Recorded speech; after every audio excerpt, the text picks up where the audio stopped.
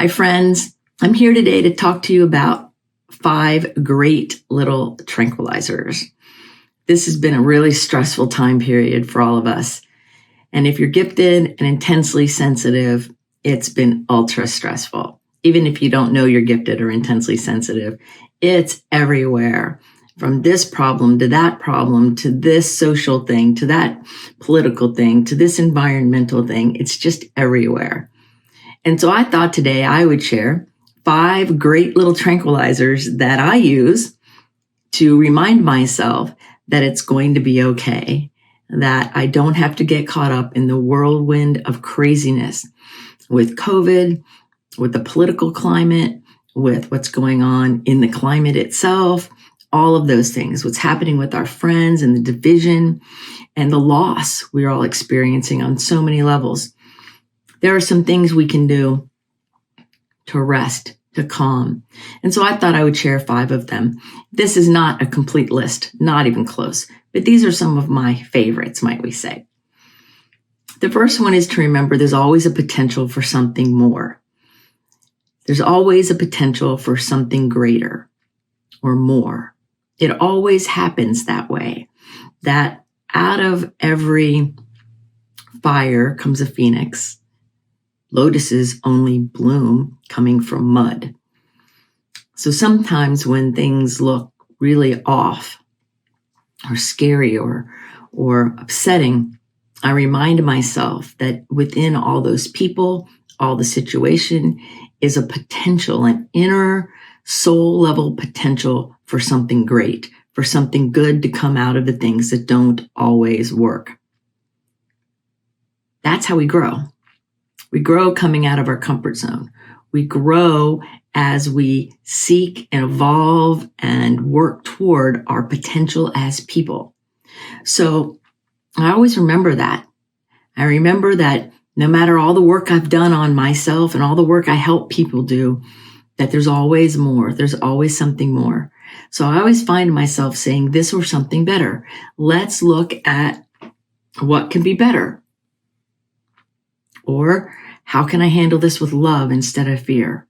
Things like that. And that's the first one, is that our potential exists in a way that expands us.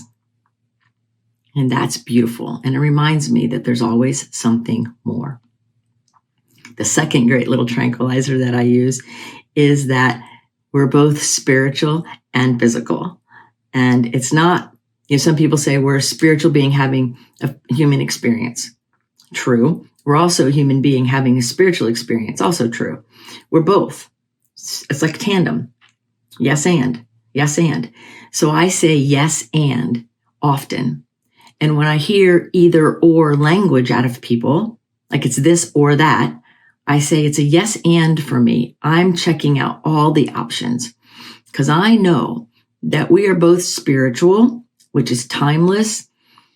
It's not in physical form. We can sense and feel that nature and that energy, but it's not physical form.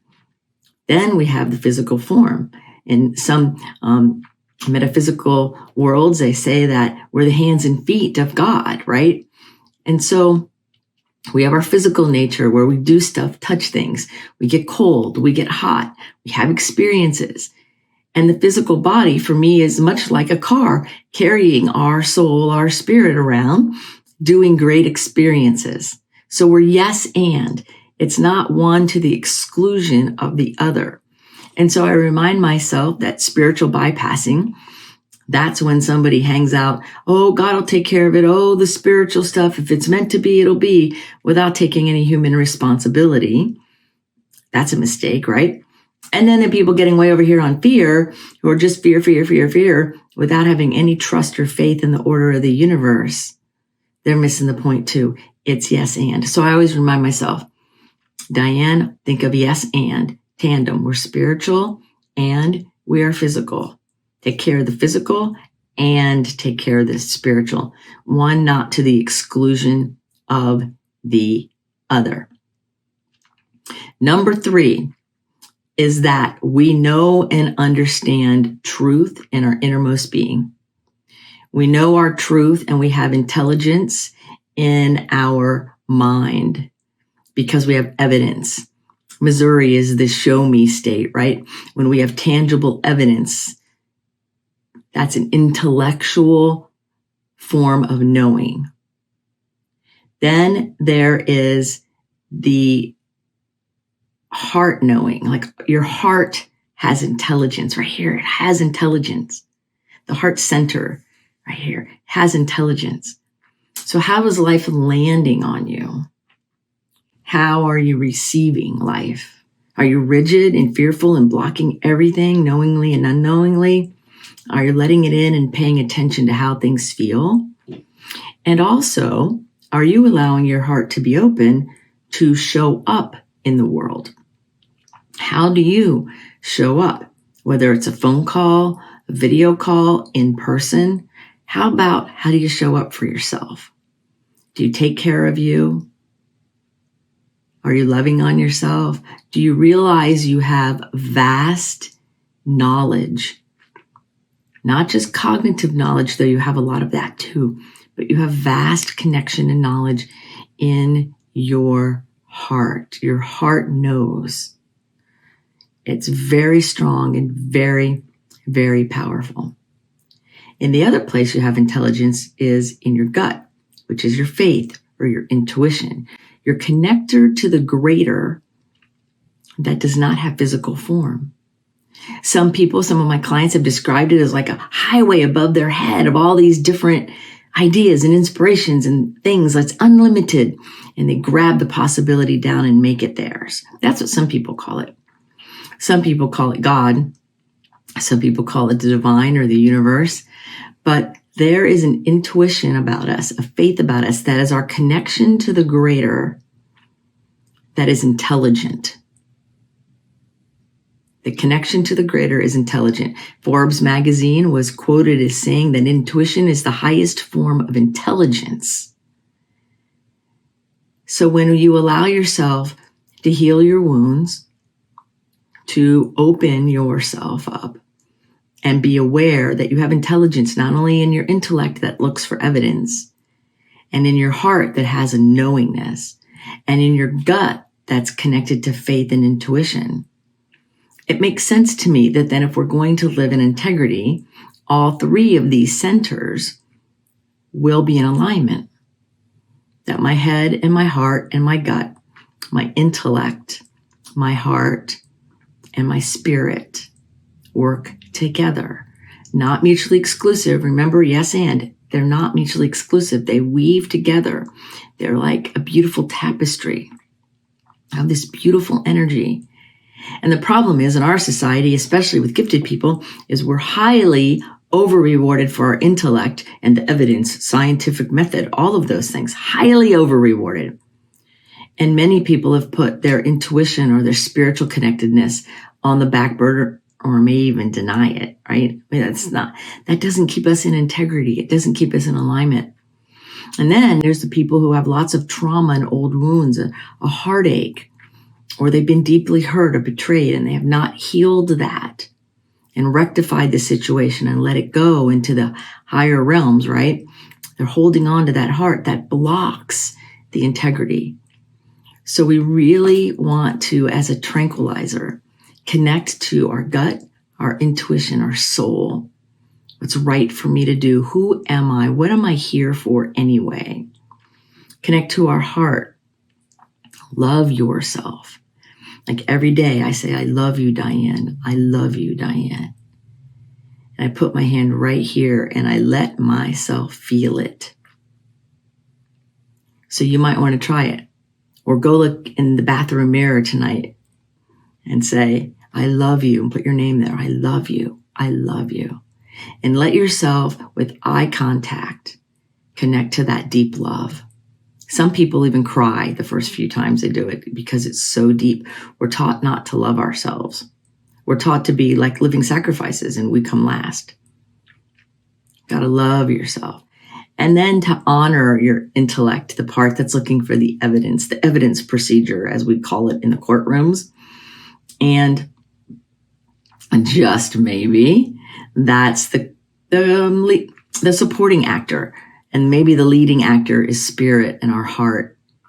Maybe some of it's backwards, and maybe some of the angst and anxiety we are feeling in the world as a collective and some individuals, as they have the order and the power of some of these things upside down. So know that you understand and know things on more than the level of your brain. Knowledge is just not brain. Knowledge is in your heart, and knowledge is in your soul, your intuition, your faith, what matters to you. It's very important to realize there's more than one body of knowledge in you. You are not a stick person walking around with a head. That's not how it is. You'd look pretty goofy and be top heavy, you'd be falling over all the time, probably. We really wanted to get clear that it's more than one set of knowledge.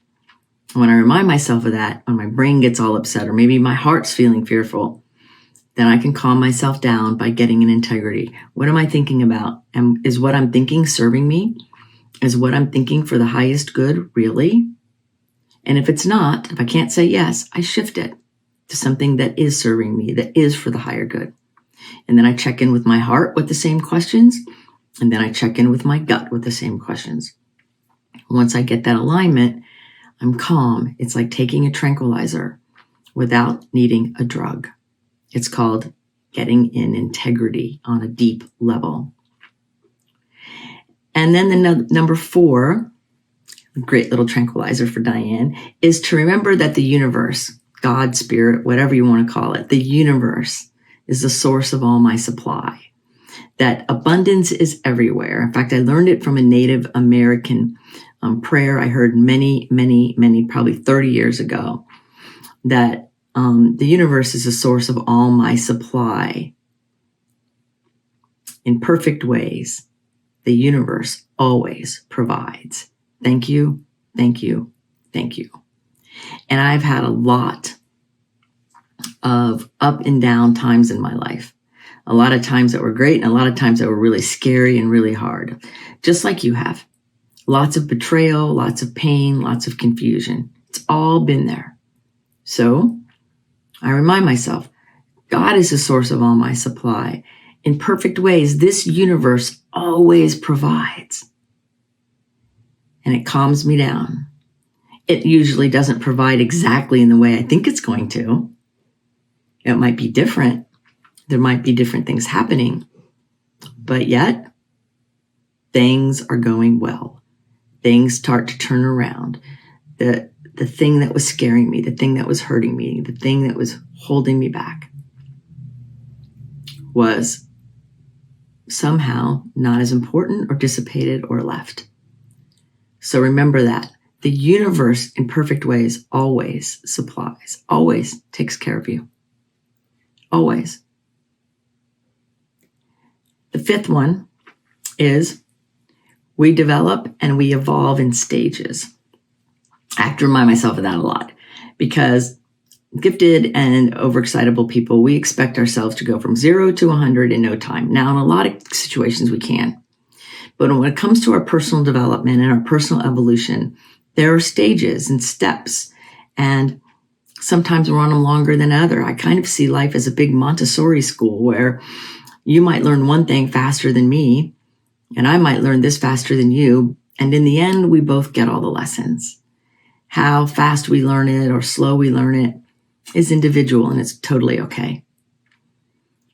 But we need to remember that everything's in stages, that being a time optimist or having trouble with delayed gratification, saying, I want it now, without being willing to walk the path, will give us anxiety and angst. We put pressure on ourselves. We create imposter syndrome. We create all kinds of depression and anxiety when we do that, when we don't remember there's a path.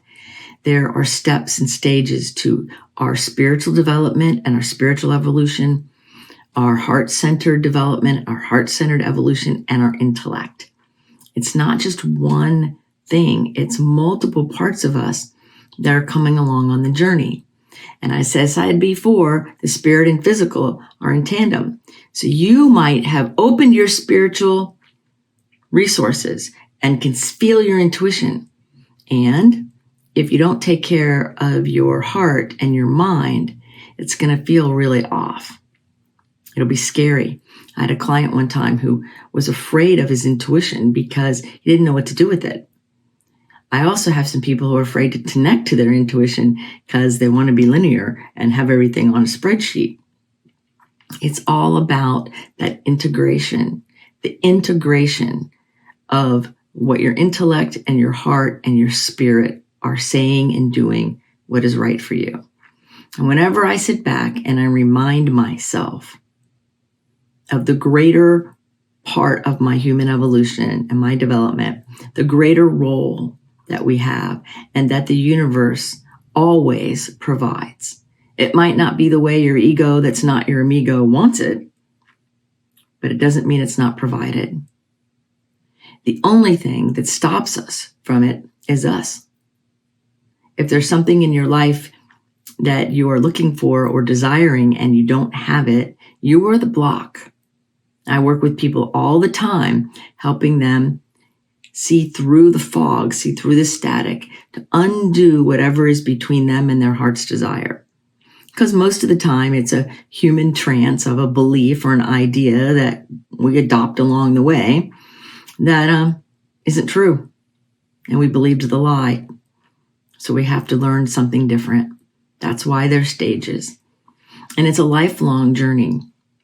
That's why I use these 5 primarily. There's some others, and I teach them more than this, but it's important to realize that we all are on a journey together, and it's lessons. It's like going to school where you take, calculus 101 and then 201 and then 301, and then pretty soon you're in graduate school and now it got harder, right? Or whatever the class is. I loved calculus. So it's important if you want to be calm and you want to have peace and harmony. You don't want to have your vagus nerve all whacked out and your digestion all funny and your heart blood pressure up. You don't want to live like that. So these are tranquilizers you can take and you can grow with without becoming drug addicted, without looking outside of yourself for the answer. Because the truth is that for anything you're seeking, you are the answer. Like you're the person that you've been looking for. Go look in the mirror and say, I found them. There they are. So when we turn that focus from looking outside of us for somebody else to save us or give us the answer, and we go within, we realize that we're fully equipped to be who we're meant to be, right on time, perfectly. And that's what I get to do. I get to be the jumper cables. So any coach you have, any mentor you have, any therapist you have, they're not fixing you. They're like the jumper cables. They're reminding you that you are perfect, you are whole, and you are complete exactly as you are. It's just getting the junk out of the way. Like Michelangelo said about the David statue. David was in there all along. It was just about freeing him. It's the same idea. I don't know if I got that quote right, but you know what I mean.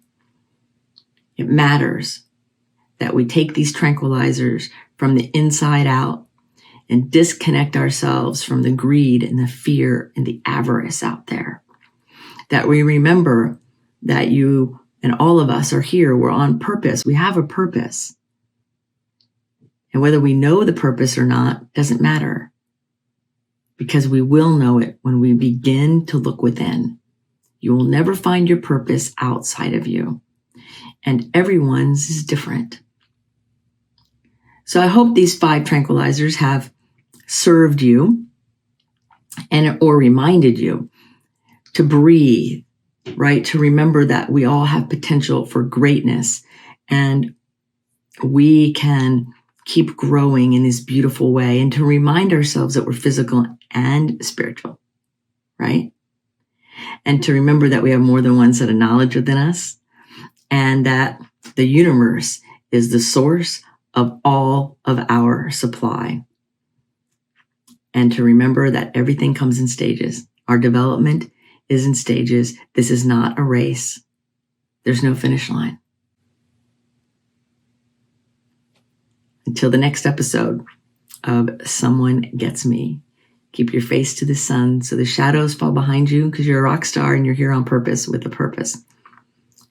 Till the next episode, be well.